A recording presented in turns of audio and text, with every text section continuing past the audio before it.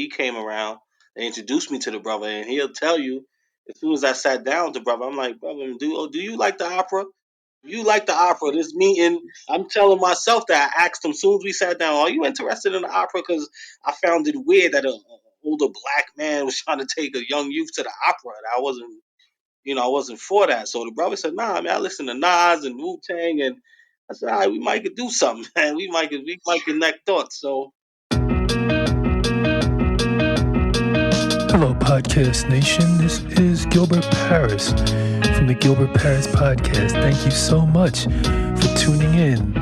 As one of my favorite artists said, you could be anywhere in the world, but you choose to be with me. I hope you enjoy the following podcast. We try to inform, encourage, and enlighten. And after this, I hope you will have a smile on your face and look forward to you enjoying the next podcast on the Gilbert Paris Podcast. Hello, Podcast Nation. Today I have the pleasure of interviewing another phenomenal guest.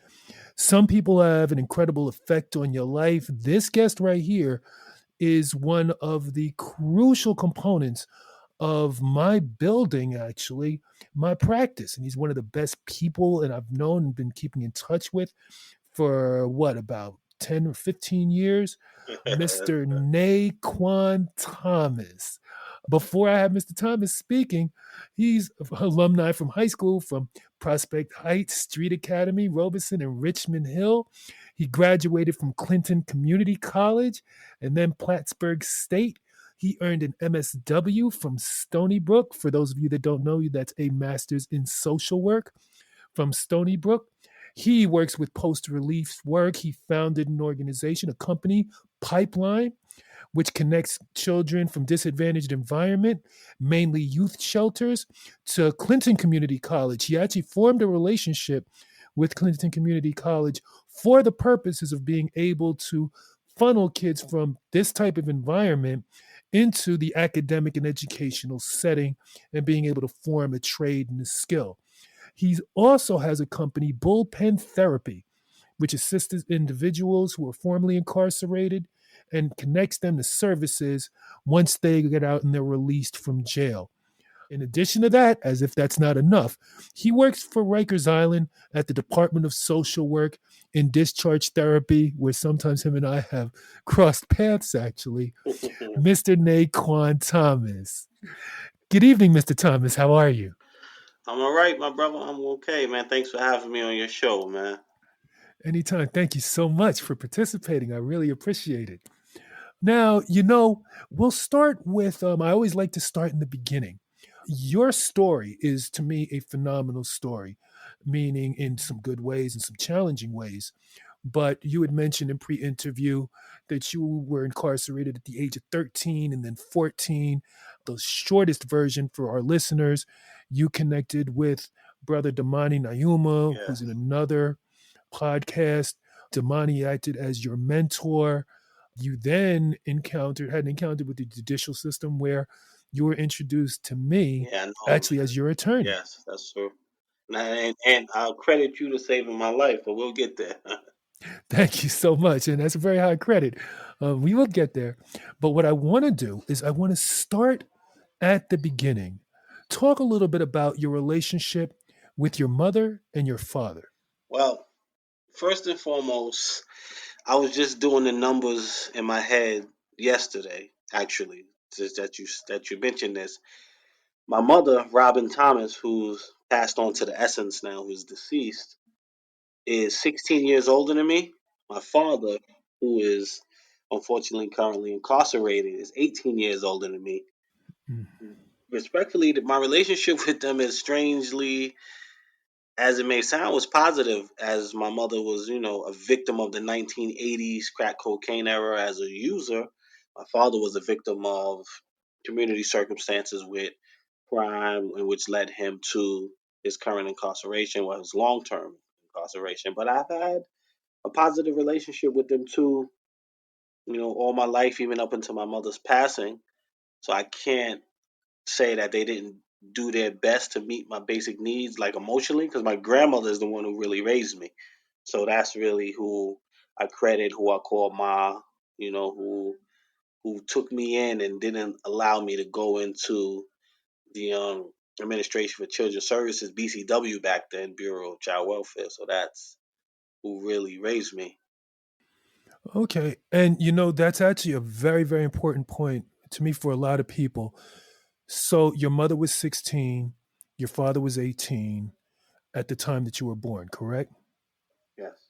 For people that can understand and think to themselves, well, listen, when we were 16 and 18 at that time, even doing your best, we make the decisions that we make at that time. And like you said, I'm glad you have a good relationship. Well, your mother, rest in peace. And I've met your grandmother, phenomenal woman, of course, and been able to speak with your father.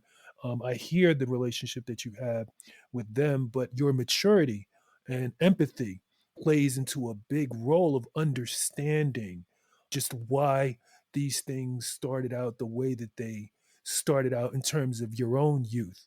To which I want to jump into the age you were at one time affiliated. We call it affiliated. Is that correct?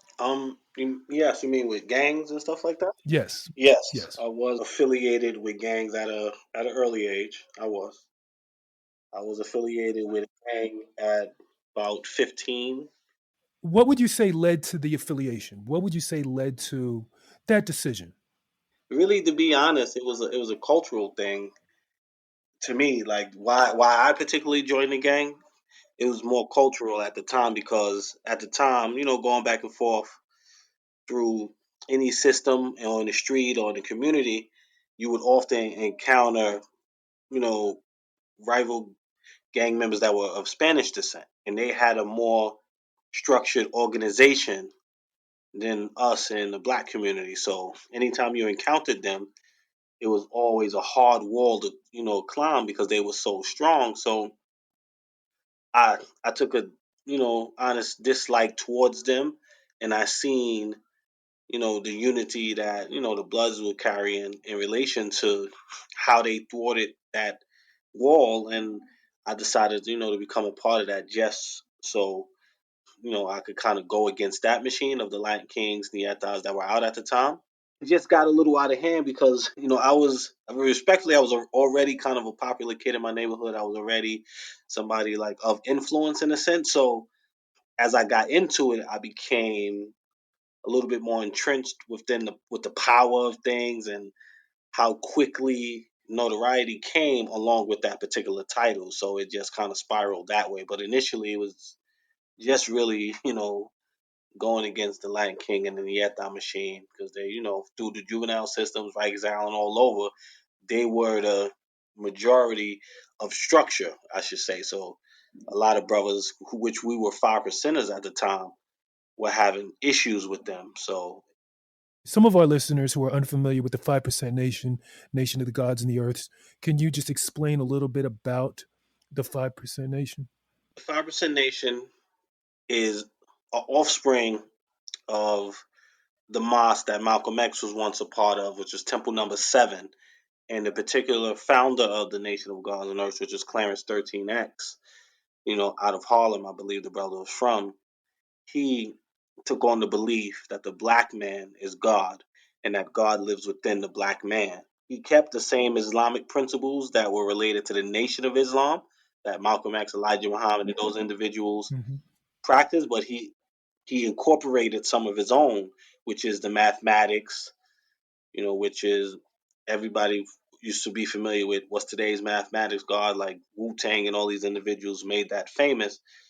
He separated it through that, and he just encouraged and incorporated the ideology that the black man within itself was God, and that the black woman was earth, and that the children were the seeds of the earth.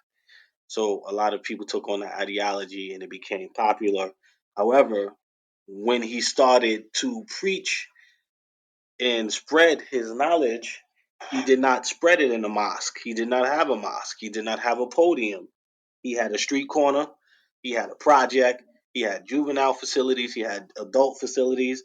So his followers were of that cloth. So those individuals were very rough around the edges, which included my father. And then that transcended throughout, the community.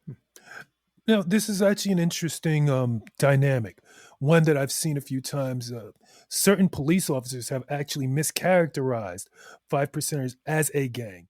And they weren't wrong because a lot of the brothers went. And the reason I say they weren't wrong is because a lot of the brothers, like I said, his breeding ground was in individual neighborhoods that individuals already were kind of territorial about. So Hmm. it became as such. However, they just had a Islamic element to it, but they just came from environments that already presented with with a strong presence. See, and the interesting thing, only because looking at the timeline, you said you were locked up at 13 and then 14, but that was before you joined the gang, correct? That was before I joined the game, but at those times, those little run-ins, I started to see the structure of that Latin King structure. And I started a lot of my older individuals were already coming back to the neighborhood talking about that Latin King structure and what was going on. So it was already starting to build. So that's where I started to see a lot of that stuff at.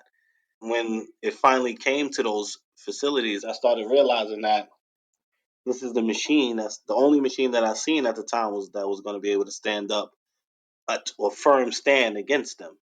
And when we say a firm stand against them, what is it exactly that was threatening? In other words, so if the Latin Kings, for those people that don't know, I'm gonna be really honest, man, because individuals of urban black culture is very competitive amongst themselves.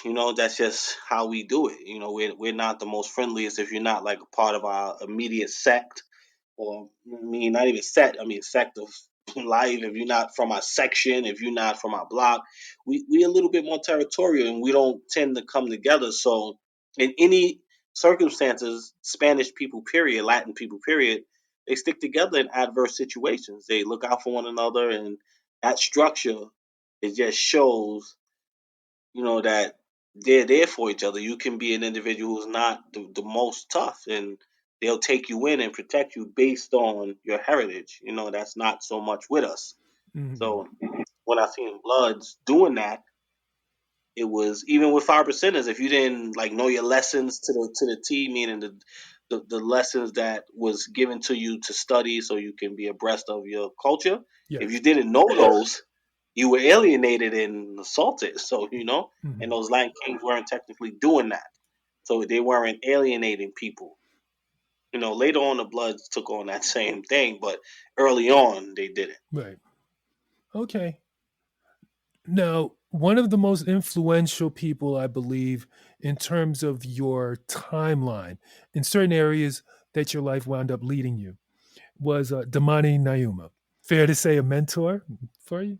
I'm a brother. It's my brother. That's just what it is, man. He's a mentor. He started. See, I mean, D is I call him D. I used to Mhm. call him D because I didn't know what Damani was. His prior name was, he shed that, but I used to just call him D. But then D was an interesting part of my life because I was so resistant to even having a D in my life. Like, Mhm. I'm like, I don't, because I already had a failed attempt at one of these big brothers that was like a judge, and this brother was slicing his pizza with a knife and fork, and I wasn't really up for that. He was trying to take me to the opera. I wasn't really up for that. I mean, if I had to be honest, I thought I was a gangster, so I said, I'm not going to no opera. I'm not doing none of that. So this is not going to work here. And then I was already banging at the time, so when Damani came back around after that failed attempt with Mister I forget the brother's name, but after that failed attempt, he came around and introduced me to the brother, and he'll tell you as soon as I sat down with the brother, I'm like, brother, do you like the opera?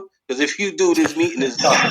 He'll tell you that. I said, if you like the opera, this meeting, I'm telling myself that I asked him as soon as we sat down, are you interested in the opera? Because I found it weird that a older black man was trying to take a young youth to the opera, and I wasn't for that. So the brother said, "Nah, man, I listen to Nas and Wu Tang," and I said, "All right, we might could do something, man. We might connect thoughts." So as time progressed and we were to have our first meeting, he called. He was in the neighborhood. He called my grandmother's house. Like, well, listen, man, I'm on this block. I forget the block he was on. He was a couple blocks away, and at the time, not only was the Lion Kings out, was Crips and Lion Kings and a lot of that stuff out. So I'm like, listen, man, where are you, brother? Like, 'cause I didn't know the brother. I'm just trying to make sure the brother is safe. I'm Right. like, where are you, man? You local? Are you local? He said, I'm on this block. I said, listen, what color you got on, man? Please tell me you got on a neutral color. He telling me the color he got on. He said, I said, stay right there. I'm coming to get you. So I rounded up the guys, a couple of the guys, and we marched up, got him, had a conversation with him, and ever since then, like he kept it like without a doubt, 110% like real in my life, man. Mm-hmm. So it's like from then on, this is early. This is 90s, man. So from then on, it's just that he was just full. He was all in, man. Whatever I threw at him, he was catching. He was for it. He was for all the smoke. I'm like, this little short dude from Queens. 'Cause he'll tell you, no disrespect to Queens. At the time, he's coming to Brownsville when Brownsville was at its height, shootings, murders, gangs. This brother's just walking in with a leather jacket, just walking like he's nothing. Like he's way from Queens.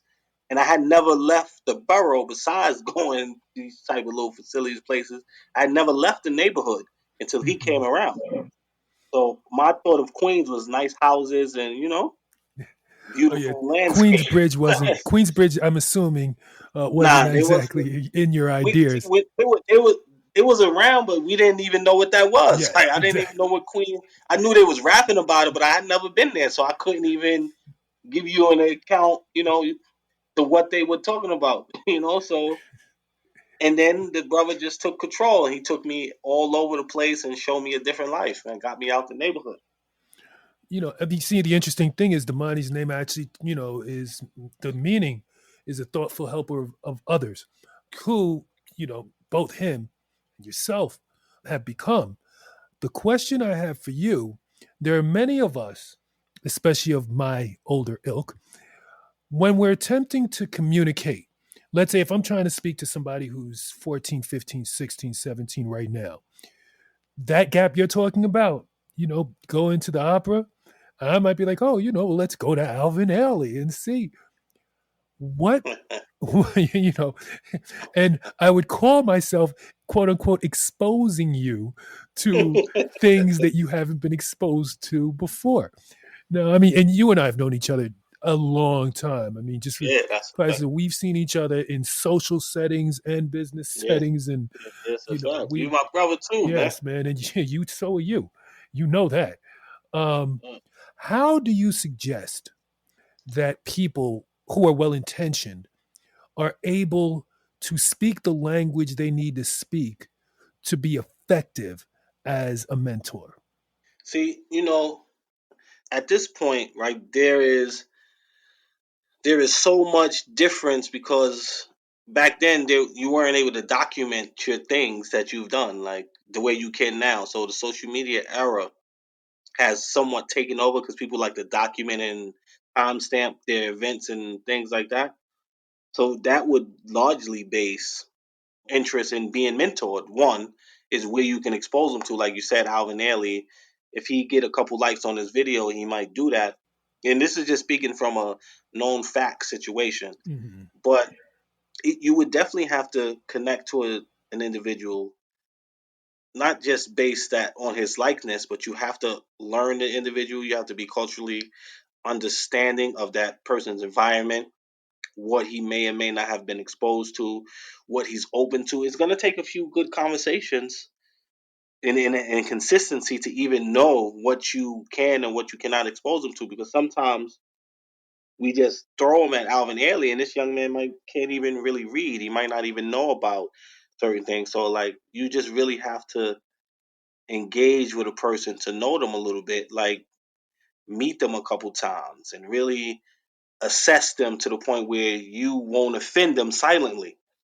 Look at their attire because all of that means something to a kid. You can't take him to a well dressed function, and if his hair is nappy, he's dirty, like you're gonna have to really work with that kid if this is the kid that you're trying to do.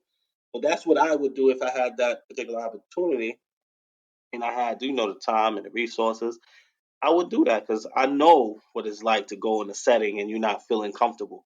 That's probably why I graduated college because I was comfortable. I got to wear my hat. I was even wearing gang attire. So I got to be comfortable in the classroom where the teacher didn't even care what I had on. As opposed to high school, they was chasing me around to take my hat off. My Right. hair wasn't always done. It was just not a comfortable environment.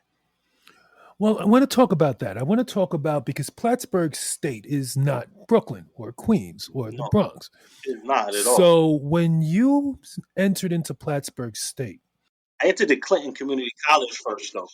I went to Clinton Community College, which is in Plattsburgh. It's the same area, but I went to the 2 year portion of the area first, which is Clinton hmm Community College. After I graduated from there, I then went to Plattsburgh. so then when you started off at Clinton Community College, what if any were say, I don't want to say the adversities of, well, no, maybe we'd say adversities, just Um, things that were beyond what normal college adjustment. well, there's a pre-story to how I even got there. Was again prior to meeting you, I was even meeting Damani. I was still catching cases. I've been catching cases like all my life, man. So I was catching cases at 17. I caught a case at 18 for a robbery. I was out fighting that case, and I was my girlfriend, who's the mother of my kids at the time is the mother of my two sons. She was, going away to college, and I couldn't go anywhere. I didn't have a GED. I had an open case that I was fighting that was pending. It wasn't looking too good for that case. I already had a YO from a case prior to that, and they didn't really want to give me one. It was really looking tense for me in this particular case. So as I'm fighting this case, I'm figuring out all that year what I'm going to do because she's going off to college, and that was like scary because this is the first time I had any like real love or like a real consistent girlfriend. So you know how that go, man. You just don't know what's going to happen. hmm And I looked up and figured out a loophole, which where they had this 24-hour program where it was like a program where you just get like 24 credits or something like that, and you get yourself a GED, things like that. And I looked up, got into the program and did what I needed to do, and I wound up copping out on the case to a favorable option where it didn't involve any extensive jail time, anything like that, and I spent off. I went to, but that was a year later, like that was like 2000. I went to Clinton Community College. I got myself in that school, and when I got there is when things were so different because the money took me there.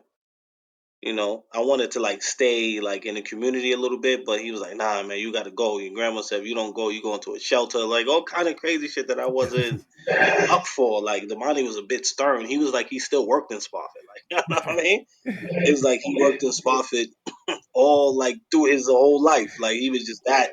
He was like a staff worker all the time. Staff Nayumba. Yeah. That's just the way he presented. Like And to be clear, for the people that don't know and haven't listened to that episode, he is currently a court officer, a sergeant. yeah, yeah, yeah. But So he's yeah, so yeah. his whole presentation, he gonna love you, but he's not playing with you. He's ready to flip. He was ready to fight me, beat me up all the time, man. He came to my mama house with my bags packed. Like, listen, you got this option or that option. I said, this guy is 5 feet tall, but he's a little brolic. I said, I can't do nothing with this brother. I'm just go with the direction he's put me in. We're just gonna go that route, you know. But this brother was like, "Listen, man, you got to do something." So when he brought me up there, I said, "You know what, D? I can't be here, man. This shit is like away from home. All my guys is home. It's like I can't be here, man." He's like, "Man, you better stay here. What are you gonna do out there? What's out there for you, man? You gonna do what?" I said, "Maybe I could get a job." He said, "What kind of job you think you're gonna get if you don't have any education?" So it's like he forced me to stay up there, and I figured it out. I stayed at Clinton Community College for 2 years, and then when the 2 years was done, it was a culture shock. Of course, there was a lot of white people up there, but there was some black kids. It was a different look than Brownsville, but I had already, like I said, been used to so much, from going in and out the system and going through all that. I just adapted. That's something that a lot of people have a huge challenge with, that they don't adapt. That as soon as they find themselves in that type of environment and they feel that it's cold and it's so unfamiliar that they drop out. They want to go back to what's familiar territory. What was it about your personality and your viewpoint at that time that enabled you to say, listen, I can roll with this? What was it about that? Like I was, that was the first time in my life I ever felt smart in a sense. Like no, I'll send you my report card from 8th grade, man. Maybe you could post it up. It's the first time I ever felt smart. Just like I said, it was I was able to be me Hmm. because I like to dress up, so I came up there with an Averex, M's, red bandanas, all types of shit, and the teachers didn't say nothing. They just looked at me, sit down. How you doing, Naquan? Like Yep. that was it. They would have chased me out of high school Hmm. for that. I couldn't even come to high school, and I've been to numerous high schools, man. Damani's helped me, so I've been going through it, man. So they would have chased me, so I was able to just relax in a sense to the point where I got a chance to actually be myself in the attire that I wanted to wear. That's one. That was a big thing for me, just being able to be comfortable with it, not chasing me out the classroom for what I had on. Like I had Hmm. braided my hair and all that day, and they didn't even ask me to take my hat off. And they never asked me to take my do rag off. They never asked to do. All I needed to do was sit there and do the work. And I was interested at the time in criminal justice, so I wanted to learn a little bit more about what I had been going through since 13, 14. You know Which I had to ask that obvious question. What sparked your interest in criminal justice? that. My father was locked up. I've been going through it. My whole hood has been going through it. My cousins, everybody. You know what I mean? So it's like that was the most. That was the next best thing that I could go into was something that I was already familiar with.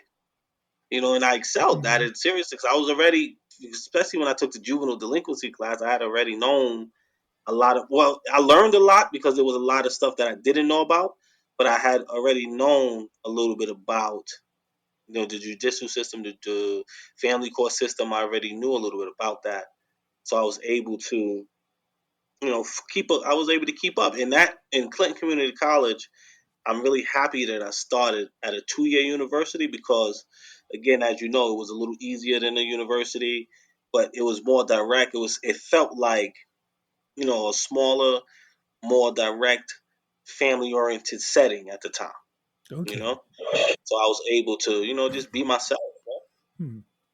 And so you would regard it maybe as almost a good transition It from. was a good transition. Yeah, Mhm. it was, and I didn't really like Plattsburgh State University because it was big and they had lecture hall classes, and if I would have started there, I would have got lost in that system. So I got through it because I already had my associate and I already knew how to keep up.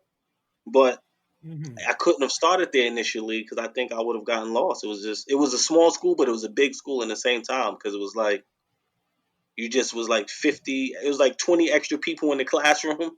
Right. Then Clinton, Mhm. Clinton sometimes it was like 10 people in the classroom, 12, stuff like that. Very small settings. Okay. So I didn't like Plattsburgh, and I wasn't really a big fan of that university. I liked the town, but I just wanted to get my bachelor's and get out of there. Okay. Well, now, and because I know we've had a couple of pre-interview conversations while you were at Plattsburgh State, and after Plattsburgh State, actually, you enrolled in Yeshiva University at one point in time, correct? Well, prior to that, I mean, that's how we met. But Yeah. you know, prior to that, the first is so interesting because after I got out of Plattsburgh, I found myself with a bachelor's degree back in the same neighborhood that I grew up in. You Hmm. know, so it was like I didn't really have the direction to really move forward. I worked a little bit, of course, but it was like I'm just back around the individuals that I grew up with. Nothing has changed. A couple people has come home, some was away, but nothing has changed. So I get back in 2003. So that summer, I was just trying to find myself. I had just got this new degree. I thought 30,000 was going to take me to the moon. I was going to be able to get fly off of it. I got about 26,000 my first job, and I wasn't even able really to buy, no boots and a sweater without being broke to next check. Hmm. Yes. So that taught me a serious life lesson. By the way, that's very much a New York thing, though. By the way, but yes, What you mean by that? well, see, the prices are so high here in New York. that, Wow. where you can live somewhere else on, say, 40 or $45,000. In New York, that's nothing. Nothing. I It didn't just even get that when our I came out. prices, That's nothing. right? And yeah, Yeah. so So that's what happens. Well, you hmm know what? You might be right because people in the South seem to do better than us after they just with a bachelor's. Like they seem to be doing better and living better. I guess you're right about that. oh Because yeah, a lot of them don't go on for masters, but you're right. If they go with their bachelors back to their smaller hometowns or wherever else outside of New York, they can live more comfortably with than we can. Because I came back at a time of 2003, early start of gentrification. Crime is still up, things are still happening, but it's like 26,000 ain't get me anywhere, you know. oh absolutely. So at that time I was just a 26,000 there, I guess, and I was finding myself from 2003 just slipping back into routine. Like I would on a Friday night I don't have no class no more. I just have work, and I just was able to go out with the gang again. Man, I never left the set alone. As far as like I never denounced it ever at that time. I was hmm still fully active in my in my mindset, and then when I got back to the community, I became active in the activities of it. hmm So and it was and just very easy to become that. So it was just like I just went on a quick mini vacation for a couple years, and I got right back into things. yeah. And now that participating in those activities happened to bring about the meeting of you and me. um, as I said, wish it didn't have to happen that way, but it did. That's true, man. Like that was a crazy summer, man. Like, what do you remember about that initial phone call you got and meeting? How do you remember that? Okay, what I remember is very, very simple because I was waiting for The Wire, the season 2 premiere of The Wire. I was waiting for that for a long, ever since the season 1 had ended. And I'm settled in. I'm watching The Wire, one of my favorite shows. We could talk about that as well. And I get a call from Damani. And I'm like, Damani. And he says, listen, he was like, I got this young brother. I need you to go to the precinct right now. I'll take care of you, financially. Don't worry about it. Go in there. I need you to, take care of him. So I'm like, oh, man, okay, get dressed. And that's how trifling lawyers can think at times. But I remember I got dressed. I remember I went to the precinct and I first met you. I introduced myself to you. And you said, you're my lawyer? And I said, what? I look too young to be a lawyer? Because sometimes people, because of, I looked young You at did least at look that young, time. man. And you were like, nah, I just don't like know like where you came from. And I explained, I was like, well, this is, I came from Damani. And you were like, okay. And you were being interviewed by Triggerlock at the time. And Triggerlock is a unit.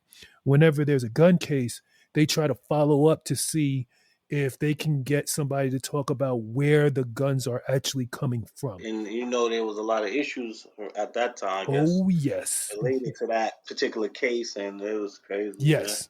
You the one who told me that you asked why was I in trigger lock and why was robbery, what was the burglary investigating a potential shooting, or how like you were wanting to know like why was all three different departments involved in one incident with one gun. Like, that was like a crazy situation, man. And I can't say I apologize, but I apologize for the suspiciousness. But you got to remember, I wasn't even supposed to be interviewed in that area, and you're the one who educated me towards that because as many black men have it, they get tripped up just like that. And I had run-ins before, but never to the point where I have homicide detectives, burglary detectives, the feds with the trigger lock unit asking me all these questions, and I don't even know what's going on, and they got me cuffed to this bench. You know what I Mhm. mean? And it's the shooting that happened a couple weeks prior, and somebody is saying I'm involved in that, and then I see this 20-something-year-old lawyer with a suit on. I'm like, who are you, another Fed or something like that? What are you doing here? Yeah, Like, exactly. And that's, so, I mean, that's really I'm on it. Like, what's up with you, brother? Like, where you come from? I You know knew what I mean? It was that a was the first thing, but that was to be expected. As you know, unfortunately or fortunately for me, there's been many different people that I've represented who, when we started out, it starts out that way because you don't know who to trust and who not to trust. But you and I became friends beyond client and attorney for me. I remember having a lot of as I just thought to myself, here you got this incredibly smart individual. I know that you had a lot of power in the world that you were leaving and transitioning to this world, which is the academic world that you're in now, that you have a lot of power right now.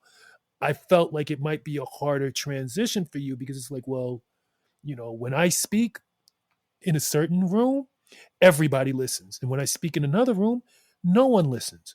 And what does that feel like? And how does that process? And I'd like to ask you, what was that transition like for you? For people that are listening, I mean, let us be very, very clear. You have a lot of influence in the world that you left. So, what was that transition like? You know what? A friend of mine that I was talking to not too long ago, she's an officer, and she made mention that years ago she was like, "Man, I believe you're struggling with leaving past in a sense how they remembered you in the street with how you're moving forward." And she worded it to that point, just like you kind of worded it, and it kind of sat in a way where at first I was resistant to what she said, and this was just very recently she said it, and then I started warming up to the idea, like maybe that could be because I was very, and I still am very comfortable in that particular world because I felt connected to those people, I felt connected to that community, and I understood them and they understood me because in that particular world of gangs, drugs, the streets, you already have a level of distrust for everybody, and you're comfortable with that because you're taught to not trust many people because anything can happen at any given time. Now, when you transition into a working environment, academic environment, American descent, they want you to have. I mean, African American parents are preaching that you should be like a great worker, a great student. But when you get to some of these environments like work, I've found them to be more rival than gang members. you know, it's like really different though, man. Like I found them to be much. You encounter much more. Like you can go through your gang life, and the only racism you encounter may be from another rival culture gang or the police, and all of that is to be expected. But when you're at Right. work and you're dealing with hidden institutional racism, you're dealing with coworkers that have biasness against you or just the way they operate and how, because there's no rules to not snitching in the work world, like or the academic. Like there's no rules there. So it's very hard for an individual who practices a certain way to like come somewhere like that because I can do the work because the work is something that I love, especially social work because I really know how to engage and I know certain things.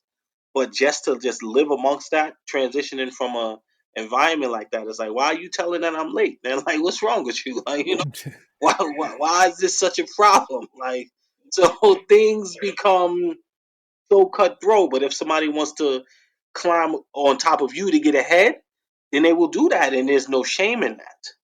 Like that's not a problem. Well, that's for some people. And I think that that's the problem is one of my favorite lines from The Wire. Every man got to have a code. For some people, they have no code. For some people, they feel that the way for them to get ahead is by stepping on top of someone else. I mean, I definitely can see why that transition can be alarming, let's say. For me though, with the level, like you said, out of respect, and this is not even a braggadocious thing. With the level of respect that I've earned in the community, and, is it was different, as I've learned that level of respect and the understanding that certain things are just not morally cool. So telling and snitching and all that is not morally cool. But when you come to a work environment, there's a lot of hidden things that go into that. Just the interview process, Hmm. because my name is Naquan Thomas. So just to get through with a name like that became an issue. Like who, depending on who was the in receipt of that resume, and it's just a lot of different things that I encountered. But I've chalked it up to understanding now. I don't even let it bother me. I mean, I'm just as expecting of deceit and issues at work than I am in the community. I'm Mhm. actually feeling more safe in the community. And I would at certain positions because I work for the city, and the city, as you know, working for the individuals that you work for, is everybody Right. wants to get ahead in this environment. And if I believe if and when they can, have an opportunity to utilize you as a scapegoat to get ahead, they will do so. Again, not to say that that's ever been done on your job. Um, however, we've read about things that have happened just like that. Um, always the lawyer. Yeah. I have a very serious question. Not that my other questions weren't serious. You work a lot now with people that are getting out of jail, people who've been incarcerated for, Yeah. say, 10 years, 15 years, or more. What is the advice you give to people that when you're coming out? I think that one of the worst parts of our society in terms of our viewpoints is we said, if you commit this crime or you're convicted of this crime, this is what your punishment is. Now, after your punishment has been meted out, you should be able to resume a life, a livable life, be welcomed back into society and say you paid your debt, as we say, and come on. There's this pattern of people who come out, they're on post release supervision, which used to be parole. They're worried about police officers and who's stopping them. Every time they're trying to apply for a job, as soon as somebody recognizes that they were incarcerated, either they get fired if they didn't know about it initially or they're not hired. These are challenges that are faced.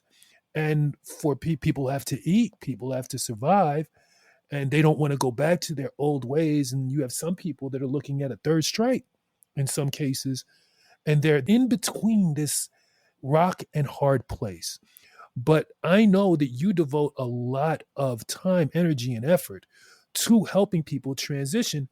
Thus, why bullpen therapy is so important and pipeline as well. What is it that you would recommend for people that are just coming out and being able to help with their psychological as well as their economic transition?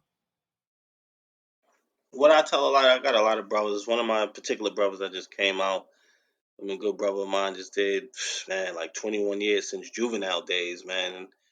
And he came out, a couple years ago. And the conversation was around him understanding that it's much more cooler now to be a regular dude, man. Like, cause when you came out in a certain time period, you were frowned upon, like looking for a job and trying to work in a sense where, cause there was still like a large drug presence in the communities in New York City, which the drug presence has, diminished a bit now. Individuals of my age group and individuals that are coming out now, you Mhm. don't get laughed at for working. You can transition from that. So I just tell individuals that's coming out now just to shed that from that past and understand that there is opportunities. You just have to really first, make sure you arm yourself with the proper tools. I'm hoping that they come home with their GEDs, and if not, work on that. Or when you get home, is a lot of nonprofit organizations like the Fortune Society, Osborne Association. A lot of these places help individuals get employment. So I steer them through that. And I also just tell them to make sure that they have all their benefits in order, all their identification. So there's no reason that if anything should present itself day three of when they get home or whenever it takes time that they have what they need. Their non-driver's license, they gotta wait till they come home, or their birth certificate, their social security card. So these are case-specific conversations. Like I said, I do assessments of individuals and their limitations. So I just don't give everybody the same speech. So some Right. who come home with more severe mental illness, so some of them that come home with that or previous severe substance use, then I may talk to them surrounding getting that situated and addressed before they move forward to employment. And then if it's something that's severe, then I help them get to a position where they may have to get SSI, Social Security income, that meets their disability. Because if they're deemed ineligible to work due to their severe disabilities, which is mental health or physical, or not really substance abuse, mental health or physical, then we'll help them get that way, because sometimes we don't want to set people up for failure. A lot of individuals have limitations that we don't identify, and then we push them to uncomfortable things that they can and cannot do. Because if this individual can't read, he's going to have a difficult time doing Hmm. anything other than labor work. You know, he's not going to be able to work a register. He's not going to be able to do certain things that's going to, you know, contain and work. So I just do my thorough assessment, and I'm not for setting my brothers up for something that I know they cannot do. Well, a key part to that statement just now was arming themselves with the proper tools. Those proper tools, including a GED, a trade. Yeah. My understanding is that there's been a lot of cutting the funding for training in facilities and things of that nature. Can you speak on that? Because that is basically like cutting the legs out from under people. You said for training? Yes. Mhm. We, Because when you have people that are trained in the culinary arts, and when they come out, they yeah. can be culinary, an electrician, so they can come out, they can have a trade or something of that nature. Well, there is a lot of trades that they offer them in prison. There's a lot of things, not culinary arts per se, but a lot of electrician trades and carpentries. A lot of things they can get certificates that they can earn there. But I do have conversations with them that meet the criteria, because college ain't for everyone either. Hmm. So I definitely have conversations with my brothers as to what. Well, the biggest one, the biggest savior, I guess, of the neighborhood that's been holding a lot of brothers down that came up north is the OSHA certificate. The Okay. these certificates, which certifies them to work on construction sites. That's been a big thing. It's been a big trend. A lot of individuals come home, get that, and they've been able to earn a nice living for that. So again, I follow the trends. I see what's trendy, and I see what they can do. So that's one of the one of the things I've been assisting a lot of brothers to come home with, to get the free programs that they get it. A couple of them that's real close to me, I pay for it for them, and we get them on the track like that. Because there's a lot of jobs in construction, but a lot of brothers don't, technically want to do that. But that's one of the things that's been a big trend. Individuals just coming home. Hmm. Felony friendly positions. I discuss with them about if they want to become a professional. The social service field has a lot of felony friendly positions that they can do. They can go and get their KSACs, and more ones that is a little bit more in tune with school and able to get through certain coursework. Hmm. I discussed that with them. Becoming a KSAG, getting a human service degree, and working in these programs. These foster societies and nonprofits, these agencies that has directed towards alternative to incarceration. So those are some of the lines that I discuss with the individuals who are more savvy and willing to go the long route. Because that's not an easy thing for when they come home. No, absolutely.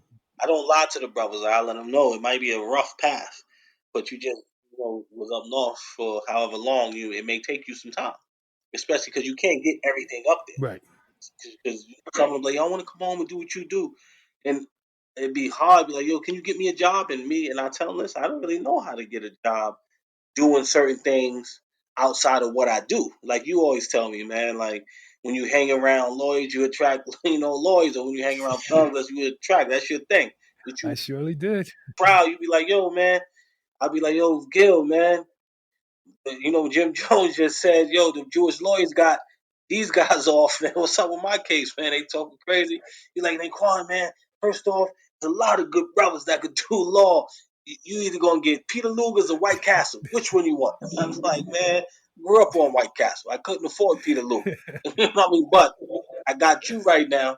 So if you're equivalent to Peter Luger, I'm gonna take you, and you showed me that you was better than that. So you know, that's really what I tell the brothers, man. It's certain things that's gonna take some time, man. That's it. I appreciate that. And you know what? I do want to ask you, just even from your perspective, so I give you my perspective. What is your perspective about having a competent defense attorney versus an incompetent one? And what was your memory of our Oh meeting? shit, man. Um, you know, up until. I mean, when I first met you, man, like I said, I was in that tank. A friend of mine prior to that was killed. There was a lot of back and forth in the neighborhood. a lot of exchanges of gunfire. It was a lot going on, and again, in that particular case, I was told on, meaning like someone actually set me up to take a fall, as you know, as you were here representing me, and placed me at a situation, to try to get me jammed up. But my first meeting you is like, I really hope this young man knows what he's doing, man, because he's, you know what I mean? Because I almost got sold up the river by a guy named Martin. Yeah, I'm not even going to say the brother's name, but I almost got sold up the river before I went to Plattsburgh with an individual. I remember me and my mother walking into this man's office. He said, "Yeah, Naquan, you had a little prior situation in '98, a robbery. Listen, I can get you 3 years right now, the best deal, great." And my mother like, "What? He's not taking no 2 years. He's only 18 years old." He's like, and this is dead serious. The Hmm. money can attest. This brother said, "I can get you 3 years before my ass hit the seat." Excuse my No French. problem. He said that. Hmm. This is no BS. The brother offered me that. The DA didn't even offer me that. He offered it. Like, So when your lawyer offer you time, You know you there's a might have problem. to. This is, and I put this on my mama's saw when she was here. She'll go. She probably want to fight him now. I will put like this. That is really where my experience was with these individuals. They were not for me. Hmm. So when I met you, it's not that I didn't think you could do it, but I just wanted to know. Listen, man, can you do this, man? You're a little young. That's the first Hmm. case. We had a similar case, similar situation, similar, literally similar, a little bit of extra with shootings, but you were involved in that, and I put my faith in you, and I put my faith in you with the whole team. So it wasn't just that I put my faith in me, but I also recommended my team put their Yeah. faith in you. Because at that time, as you know, we were catching my team was going through so much turmoil at that time, man. It was like issue after issue, and you stood the test of time for all of us. Like some of us be like, man, I just want to call Mr. P and talk to him, man. I want to know if this brother. And you always gave us the same speech, like, listen, I'm confident. I, I'm gonna do what I can, and like you really, I'm gonna say, I've given you at minimum 15 people. You know what I mean? Yeah. Yes. I'd agree with that. It was only one individual, he didn't feel his verdict was so favorable. But then once I start doing the analogy when I went through my own trial, Hmm. you know what I mean? And I sat on trial for my life, and I realized what you were teaching me, and he didn't follow those same rules. So I didn't come in a sweatsuit. I didn't fall asleep at the witness table, at the table. I didn't do any of that. And I understood what you mean that these people, you're literally on trial for your life, and presentation is everything, and I took your advice, Yeah. So I'm gonna say you were 14-1 with the set, but that ain't your fault. I'm not even gonna give you that one because you told him during trial everything and how stacked up it was and how important it was for him to present, but he didn't represent himself appropriately. I appreciate that. Now I remember that And case. you know the case I I'm know the talking case. about. You know the case I I'm know the talking about. case You know what I mean? with everything. So it was a rough one. It was stash money, marked money, Yeah, stuff in the it was a kitchen, in the living room. yeah. And It we were in wasn't it Manhattan. wasn't Yep. And like you said, it wasn't an easy trial, but you told us, you was telling us at that, he was like, nah, Nate, because he's a big homie of mhm, mine. Like, he's like, nah, Nate, your man, he ain't, he keep telling me this, man. I don't believe it. I just want this. He said he could deliver that. I said, he told you, bro. Like, come the way you came, man. But you came the way you came. Life is, it's just different, man. You're just not supposed to come. and the interesting thing is, I'm sorry. he only got about 2 more years than what they were offering to start out with. Yeah, yeah. When you're going to trial, a lot of times you will get penalized heavily. Yeah, they'll smoke you. There ain't really nothing to it in trial. They going That's what I was afraid of, man. You said, Naquan, no matter the verdict, no matter what happens, man, just remain professional and remain Hmm. calm. I said, well, why is there 30 court officers behind me, man? They don't look calm. He's like, man, that just happens when they read the verdict, Exactly. man. I was, Yeah, but we walked out of the you know, same door. yeah, man, all praises due to Allah, Absolutely. man. And I told you right after that, my son was born, and April of that year. This was January 24th, 4:24 p.m. that verdict came in not guilty. Yeah. I walked out at 4:25, and it was quite a feat, man. So I always shout out January 24th, 4:24 p.m. 2008 when I walked out and I was not guilty on all those charges. Individuals claiming they were shot at, hit, whatever happened to them, they were taking victims to the train station, shot. A lot of foul stuff that the officers were trying to do. My brother really rectified it and made it, that I was able to take care of my son. And I made the promise that I was going to do that from there on out. And he was born, a couple months later after the trial, and I just left it alone from there. Hey, All praise to Allah, man. This is how and it listen, was. I appreciate it because, as you said, there's been many people that has been able to build my practice so people can recognize. Nobody recognizes your skill if you don't have a chance to use it. I always believed in you, man. Like, this is without a doubt, man. I always believed in you, man. For this first interview, because I'm sure we're going to have other conversations about some other things later, Yeah. but I end every interview with 10 questions. These questions come from a show called Inside the Actor's Studio with a man named James Lipton who passed away. The questions were actually written by Bernard Pivot. He used to ask all of the actors these questions at the very end of his segment, and I said, if it's good enough for Inside Actor Studio, it's good enough for Gil Paris. So are you ready for those 10 questions, Mr. Thomas? Yes, I am, man. Okay. What is your favorite word? I can't call it, man. I don't have a favorite word, but I guess I say my favorite thing is I can't call it. That's a favorite couple words. I always say Or what is your least favorite word? no, I don't like to hear that. What turns you on? Good conversation, man. What turns you off? Oh, man. Just one thing is just, I guess, no goals. Mm-hmm. No goals. What sound or noise do you love? I love water. I love the sound of water. What sound or noise do you hate? Believe it or not, there's many cases that I had related loud gunshot sounds, man, like firecrackers. I don't like those sounds. What is your favorite curse word? Fuck it. That's it. And so, what profession other than your own would you like to attempt? Oh man, what would I like to do, man? Profession. Actually, I wanted to be a psychiatric nurse practitioner. I want to prescribe medication and stuff like that. Psychiatric nurse. What profession would you not like to do? Any officer position, correctional, none of that.